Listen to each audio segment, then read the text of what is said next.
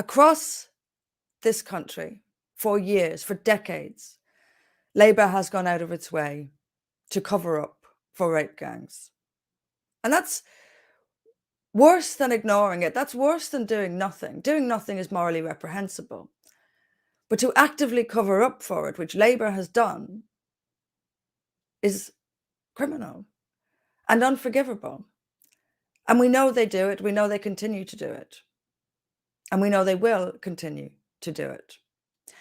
And if you look at what the rape statistics in this country in the last few decades, only 1 in 60 is charged.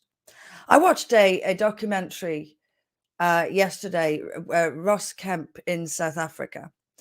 And South Africa, as you might know, is this is what they call it. It's got the highest rape figures in the world. It's known as the rape capital of the world. Sweden is second, by the way. And it never used to be, but I don't know what happened to Sweden to turn it into the second highest rape rates in the world behind South Africa. Can you have a guess at what might have happened to transform Sweden so radically? Immigration, just in case you were wondering. Anyway, I was watching this, and Ross Kemp was sitting with this woman who works in this area in South Africa, British woman. And she was saying to him, only 6% are actually brought to justice. And he's shaking his head and saying, isn't that awful? It's the same here.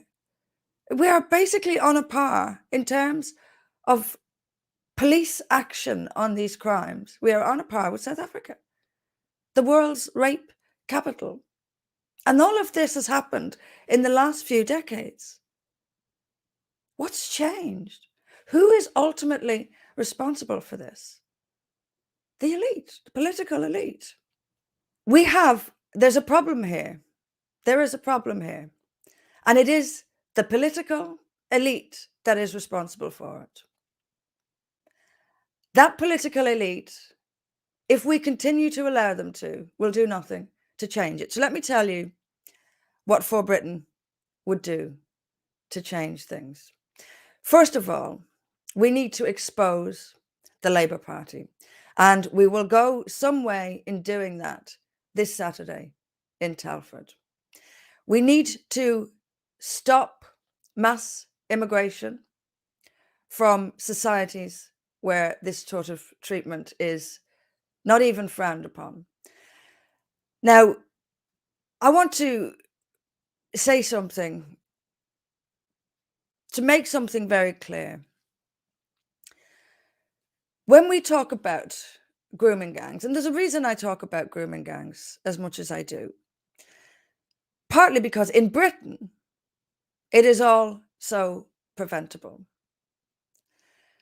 I talk about these specifically because it is also preventable. Every society is going to have problems, but some of them you can easily prevent.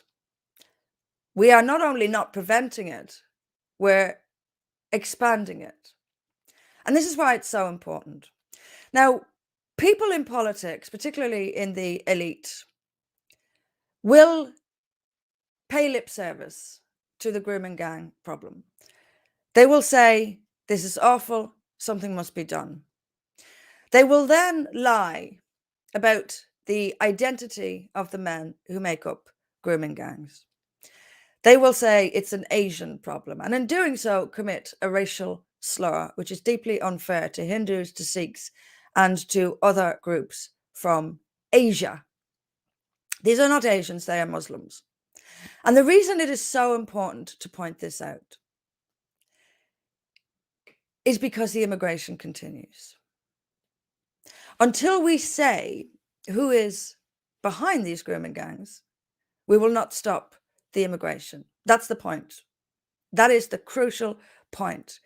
We are ignoring the makeup of the grooming gangs while allowing the borders to stay open to men of the same religious identity as the grooming gangs. So what you're doing is inviting more and more of these grooming gangs. This is 2 and 2 is 4 stuff.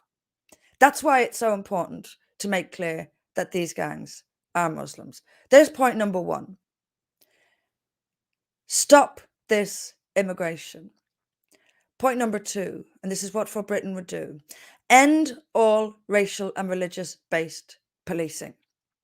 After the murder of Stephen Lawrence, the Macpherson inquiry, which was an inquiry into the murder of Stephen Lawrence,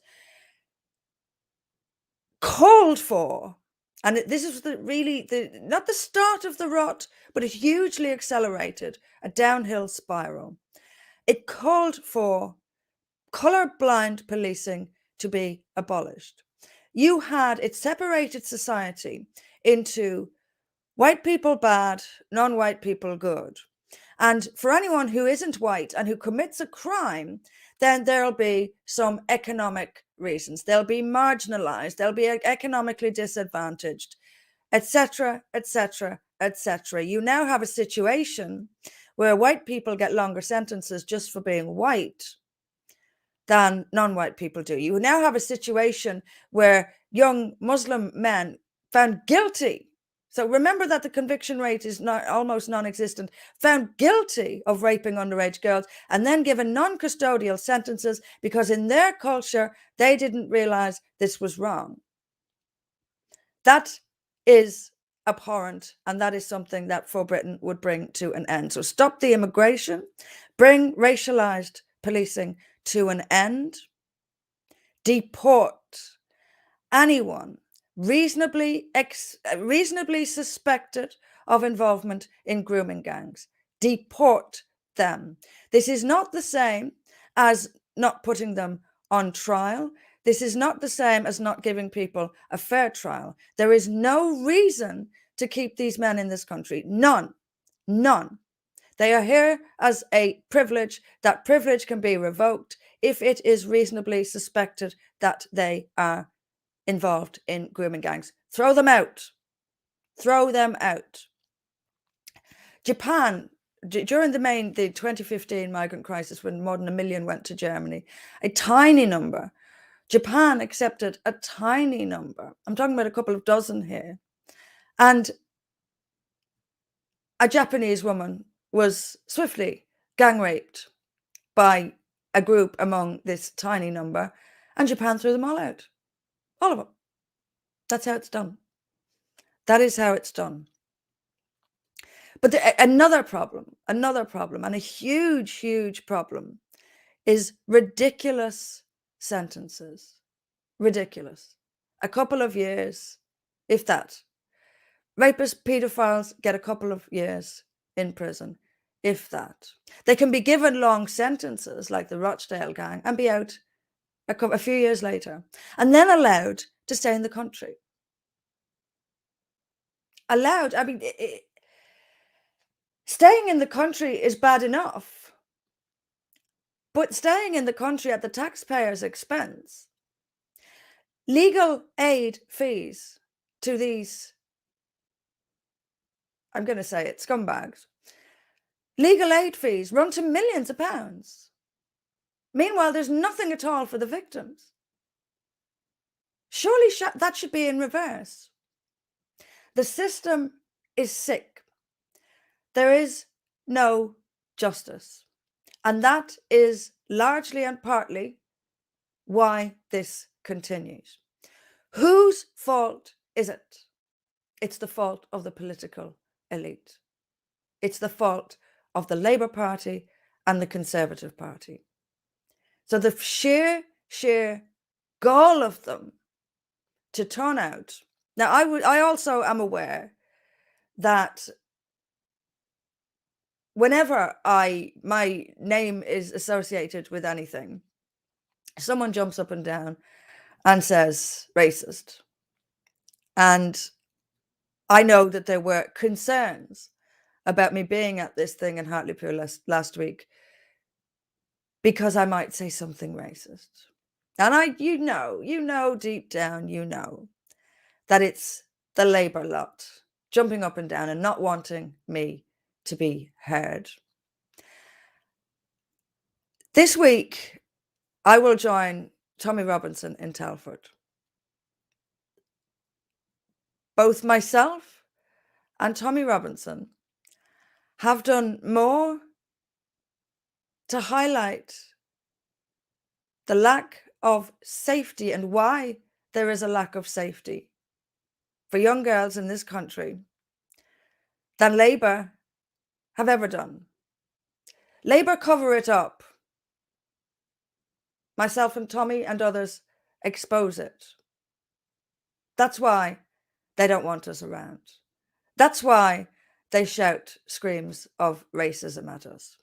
It is absolutely nauseating. Really, really, really tough to take. But it's also why it's so important that we are in this fight, that we are in this battle. The rotten Labour Party, who'll go along and talk at rallies and give speeches, and then go back and rejoin and campaign for a party they know actively covered up the gang and continues to cover up the gang rape of children. We are governed by people with the morals of a rattlesnake. No inner moral conviction can be found among the vast majority of our elected political elite. None. None of this will change if we expect or depend upon the political elite who caused it to somehow have a moral conscience, grow a conscience, and bring it to an end. To the young, very admirable young woman who organized this last week, congratulations, but realize something. It is the current political elite that do this. To change it, you have to bring about the end, or play your part in bringing about the end of this current political elite. That's it. That's the only answer. And we can do that by not voting for them and voting for someone else, voting for people with morals and with conviction. That's the answer.